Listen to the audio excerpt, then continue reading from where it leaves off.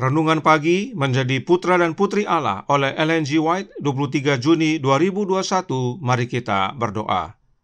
Bapa kami yang di sorga, Allah pencipta langit dan bumi, laut dan segala isinya, Allah yang maha besar, satu-satunya Allah yang benar, yang kami sembah selalu melalui anak-Mu yang tunggal, Yesus Kristus. Terpujilah Yesus, anak Allah yang maha tinggi, yang adalah Tuhan atas hari Sabat. Pada pagi hari ini kami bersyukur boleh bangun dan berbakti dan sebagaimana membaca dan mendengarkan nasihat firman-Mu. Kiranya ini menjadi pembaharuan bagi masing-masing kami. Beserta kami sepanjang perbaktian ini, kehendak-Mu yang jadi, ampun kami akan dosa dan salah, karena kami berdoa hanya dalam nama anak Allah yang tunggal, Yesus Kristus yang adalah Tuhan dan Juru Selamat kami. Amin. Renungan hari ini akan dibacakan oleh Saudara Nofri Tambalean. Silahkan Saudara Nofri. Selamat pagi. Renungan pagi menjadi putra dan putri Allah, tanggal 23 Juni 2021 dengan judul Dengan Perbaktian dan Perhentian Hari Sabat yang Bahagia. Ayat tema Imamat 23 ayat 3.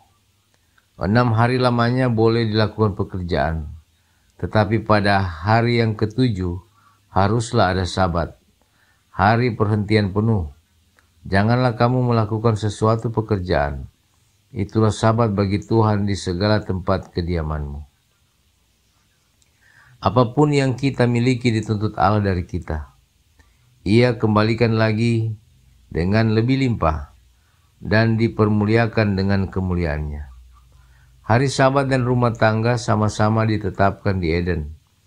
Dan di dalam rencana Allah, keduanya itu berhubungan dengan eratnya sehingga tidak dapat dipisahkan. Pada hari ini lebih dari yang lainnya, adalah mungkin bagi kita untuk mengalami kehidupan Eden. Adalah rencana Allah bagi anggota keluarga menjadi rekan dalam pekerjaan dan belajar, dalam kebaktian dan rekreasi. Bapa sebagai imam rumah tangganya, dan keduanya baik bapa maupun ibu sebagai guru dan sahabat anak-anak mereka. Tetapi akibat-akibat dosa, setelah mengubahkan keadaan hidup, sedemikian jauh telah menghalangi pergaulan seperti itu. Sering bapa sepanjang minggu tidak melihat wajah anak-anaknya. Ia hampir-hampir tidak mempunyai kesempatan untuk bersahabat atau untuk memberikan petunjuk. Tetapi kasih Allah telah menetapkan satu batas kepada tuntutan dari usaha pekerjaan. Ia telah meletakkan tangannya yang penuh dengan rahmat itu ke atas hari Sabat. Pada harinya sendiri, ia telah mengasingkan kesempatan bagi keluarga untuk berhubungan dengan dia, dengan alam, dan satu dengan yang lainnya. Oleh karena hari Sabat adalah hari peringatan akan kuasa penciptaan, itu adalah hari di atas hari-hari yang lain, di mana kita harus memperkenalkan diri kita kepada Allah melalui karyanya.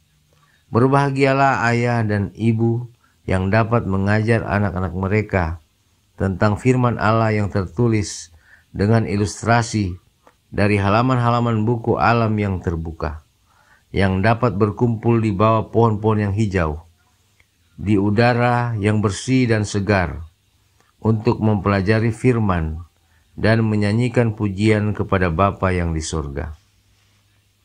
Dengan pergaulan yang demikian, para orang tua dapat mengikat anak-anak ke hati mereka, dan demikian juga kepada Allah, dengan ikatan yang tidak akan pernah terputus.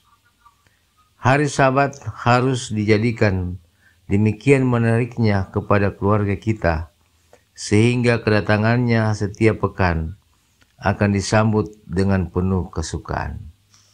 Terima kasih.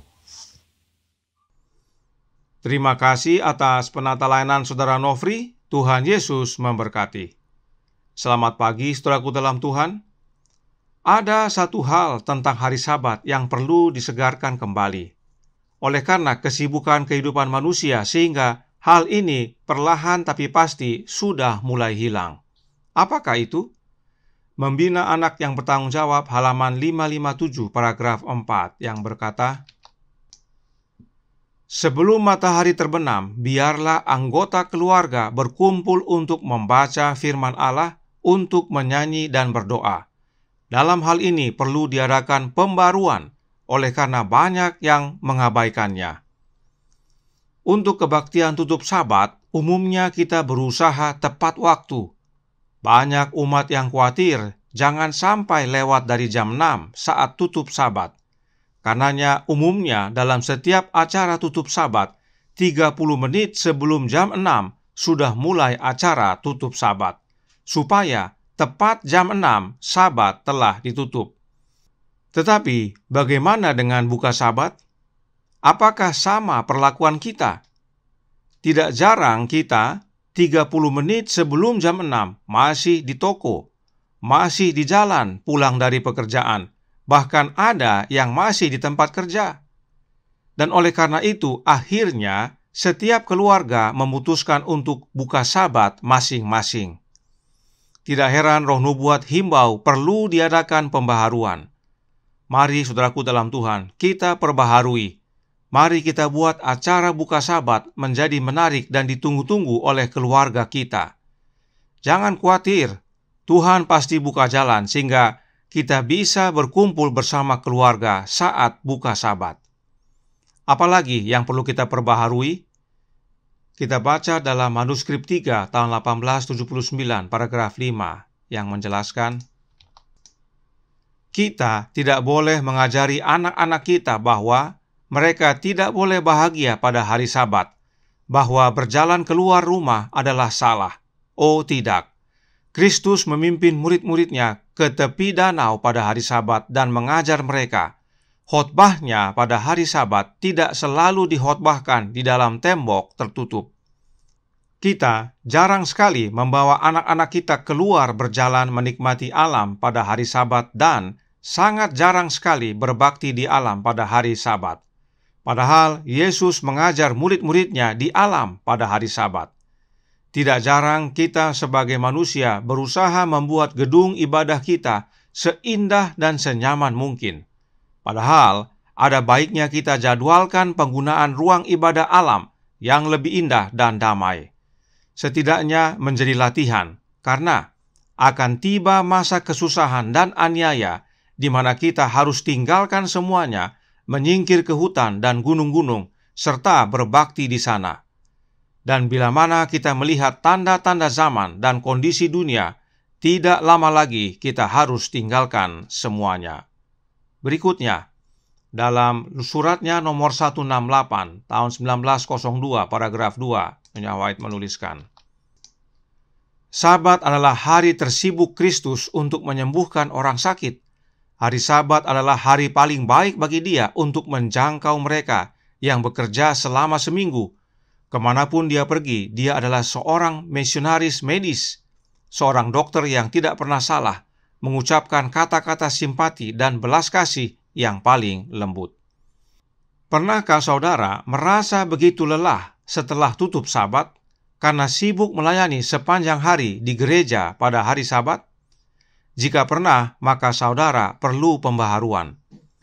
Pada hari Sabat, terlalu sering kita nongkrong di gereja dengan alasannya masing-masing. Padahal Yesus tidak demikian. Hari Sabat adalah hari yang paling sibuk buat Yesus. Yesus berjalan berbuat belas kasih. Apakah yang kita perlukan untuk berbuat belas kasih dan apa yang akan kita lakukan? Membina Kehidupan Abadi halaman 322 paragraf 1 menyatakan, pekerjaan yang praktis akan jauh lebih berhasil daripada sekedar khotbah. Kita harus memberi makanan kepada orang yang lapar, pakaian kepada orang yang telanjang, dan tempat berteduh kepada orang yang tidak mempunyai tempat tinggal.